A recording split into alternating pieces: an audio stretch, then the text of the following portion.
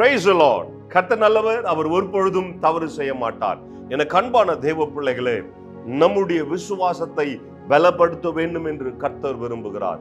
இந்த நாளிலும் ஆண்டவர் தீர்க்க தரிசனமாய் சொல்லுகிறார், அநேகர் உங்களுடைய விசுவாசத்தை தளர்ந்து போய் இருக்கிறீங்க, உங்க விசுவாசம் பலனற்று போய் இருக்கிறது.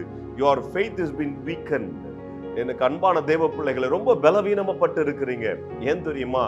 உங்க வாழ்க்கையில நடந்த சம்பவங்கள், உங்களுடைய ஜெபங்கள் கேட்கப்படலைன்ற எண்ணங்கள், இது எல்லாமே உங்களுடைய விசுவாசத்தை தளர்த்து போயிருக்குது, அப்படியே பலனற்று போயிருக்குது, வீக்கா இருக்குது. இன்னைக்கு ஆண்டவர் சொல்ற தீர்க்க தரிசனமா, உங்களுடைய விசுவாசத்தை ஸ்ட்ரென்தன் பண்ணுங்க, பலப்படுத்துங்க அப்படின்னு சொல்றாரு.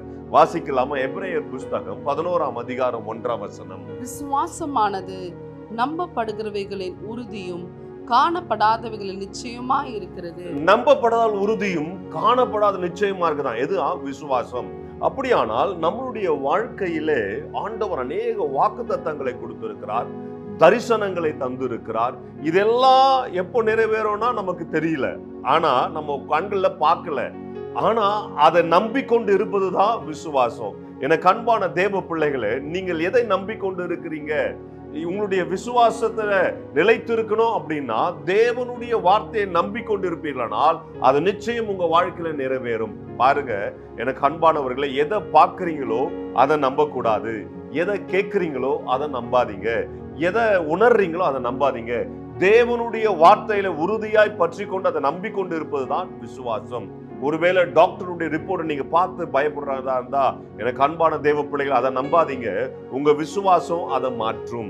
ஒருவேளை உங்களை சுத்தி கேட்கிற நெகட்டிவான வார்த்தைகள், உங்களுடைய வேலை ஸ்தலத்திலே உங்களுக்கு வேலை கிடைக்காது, குழந்தை பிறக்காது, திருமணம் ஆகாது என்று சொல்ல நிறைய நெகட்டிவான வார்த்தைகள் நீங்கள் கேட்கிறதுனால ஒருவேளை உங்களுக்கு விசுவாசம் தளர்ந்து போய் இருக்கலாம்.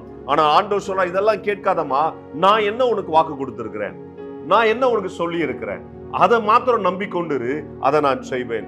டாக்டர் சொல்றாங்க, ஒண்ணுமே பண்ண முடியாது, இது குணமாக்க முடியாது, இந்த வியாதியோட தான் நீ இருக்கணும் அப்படின்னு சொல்லி இருக்கிறாங்கன்னா, எனக்கு அன்பான தேவ பிள்ளைகளே, நான் சொல்றேன், டாக்டருடைய ரிப்போர்ட்டோ டாக்டர் சொல்றதோ நம்பாதீங்க.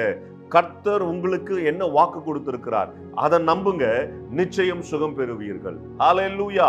எனக்கு அன்பான தேவ பிள்ளைகளே, இந்த நாளிலே உங்க விசுவாசத்தை பலப்படுத்தும்படியாய் நம் தேவனோடு மன்றாட போகிறோம், தேவனிடத்துல கேட்க போகிறோம். பரிசுத்த ஆவியானவர் நமக்கு உதவி செய்ய போகிறார்.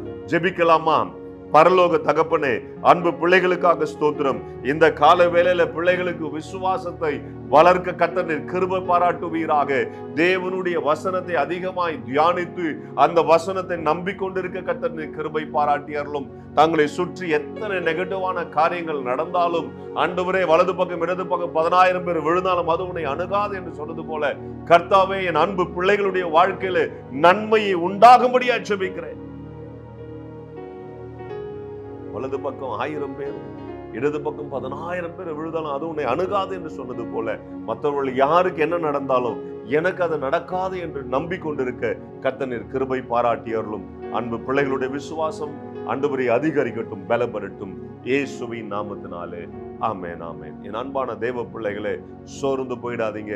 கர்த்தர் உங்களுடைய விசுவாசத்தை பலப்படுத்துகிறார். ஏன்னா விசுவாச துவக்கிறவரும் முடிக்கிறவரும் அவர்தான். உங்க வாழ்க்கையில தோல்வி இல்ல, கர்த்தர் ஜெயத்தை வச்சிருக்கிறார்.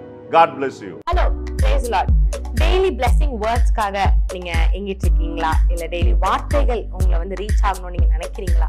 ப்ளீஸ் எங்களை யூடியூப்லயும் இன்ஸ்டாகிராம்லயும் ஃபேஸ்புக்லயும் ஃபாலோ பண்ணுங்க. கீழே ஹேண்டில்ஸோட நேம்ஸ் கொடுக்கப்படும். ஸோ டெய்லி மெசேஜ்க்காகவும் அனாயிண்டிங் வேர்ட்ஸ்க்காகவும் டங்ஸ்ல நீங்க பேசணும்னு நினைக்கிறீங்களா? அதுக்காக வீடியோஸ் நாங்கள் அப்லோட் பண்ணியிருக்கோம். அது மாத்திரம் இல்லை, இன்ஸ்டாகிராம்ஸ்ல டெய்லி உங்களுக்கு கேட்கும்படியாக வார்த்தைகள் அப்லோட் பண்ணப்படுது, போஸ்ட் பண்ணப்படுது. அதை பார்த்து ஃபாலோ பண்ணி நீங்க ஆசீர்வாதம் அடையணும் நாங்கள் விருப்பப்படுறோம். ஸோ எங்களோட இன்ஸ்டாகிராம் ஹேண்டில்ஸ் இங்க போடுவாங்க, ஃபேஸ்புக் ஹேண்டில்ஸ் இங்க போடுவாங்க. அது மாத்திரம் இல்லாம எங்களோட யூடியூப் சேனல்ஸ் இருக்கு, சப்ஸ்கிரைப் பண்ணுங்க.